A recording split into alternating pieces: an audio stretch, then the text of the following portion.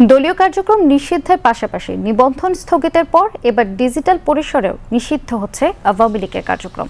সন্ত্রাসী এই সংগঠনটির সব অঙ্গ সংগঠন, সহযোগী সংগঠন এবং ভ্রাতৃপ্রতিম সংগঠনের ওয়েবসাইট এবং সামাজিক প্ল্যাটফর্মগুলো বন্ধে পদক্ষেপ নিয়েছে সরকার।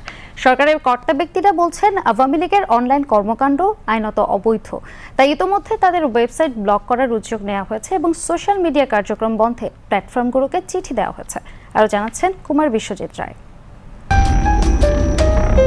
আন্তর্জাতিক অপরাধ ট্রাইব্যুনালে বিচার কাজ সম্পন্ন না হওয়া পর্যন্ত আওয়ামী লীগ ও তাদের সহযোগী সংগঠনের যাবতীয় কার্যক্রম নিষিদ্ধ করে সোমবার প্রজ্ঞাপন জারি করে অন্তর্বর্তী সরকার। প্রজ্ঞাপনে আওয়ামী লীগ ও তাদের অঙ্গ সহযোগী এবং ভ্রাতৃপ্রতিম সংগঠনের যে কোনো ধরনের প্রকাশনা, গণমাধ্যম, অনলাইন ও সামাজিক যোগাযোগ মাধ্যমে যে কোনো ধরনের প্রচারণা, মিছিল, সভা সমাবেশ, সম্মেলন আয়োজন সহ যাবতীয় কর্মকাণ্ড নিষিদ্ধ ঘোষণা করা হয়েছে।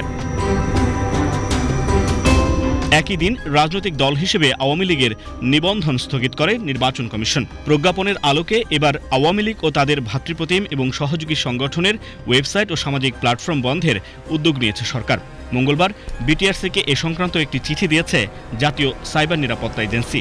এনসিএসএ থেকে বিটিআরসিকে চিঠি দেওয়া হয়েছে।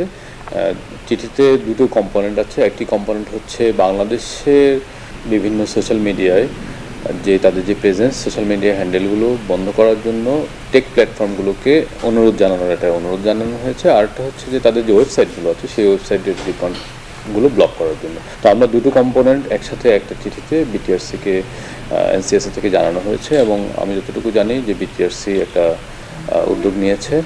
এই উদ্যোগের ফলে যে ওয়েবসাইটগুলো আছে সেগুলো ইতিমধ্যে ব্লক করা হয়েছে।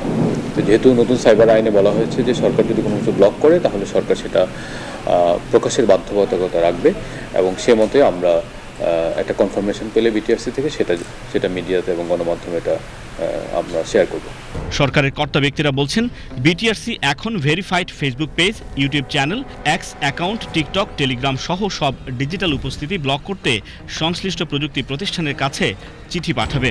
মেটা, গুগল, এক্স সহ এসব প্ল্যাটফর্ম তাদের নিজ নিজ নীতিমালা অনুযায়ী চিঠিগুলো পর্যালোচনা করে ব্যবস্থা নেবে। সোশ্যাল মিডিয়া রিলেটেড যে কন্টেন্ট ব্লকিংটা সেটা আসলে সরকার ব্লক করতে পারে না। সরকারের সে সক্ষমতা নেই। সরকার সাধারণত বাংলাদেশি আইনের কোন ধারায় এটা জননিরাপত্তায় বিঘ্ন ঘটাচ্ছে সেটা উল্লেখ করে টেকনোলজি প্ল্যাটফর্মগুলোকে জানাতে পারে। তো আমরা এই কাজটি করেছি। বিটিআরসি থেকে যখন এটা জানানো হবে আমাদেরকে অপেক্ষা করতে হবে যে আসলে টেকনোলজি প্ল্যাটফর্মগুলো কী উদ্যোগ নেয়।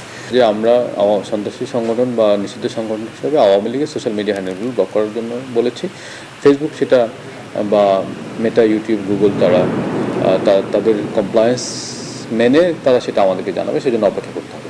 একই সঙ্গে মোবাইল অপারেটর ও ব্রডব্যান্ড সেবাদাতাদের নির্দেশনা দেওয়া হয়েছে তাদের নেটওয়ার্ক যেন দলটির প্রচারে ব্যবহার না হয় সে বিষয়ে নজর রাখতে।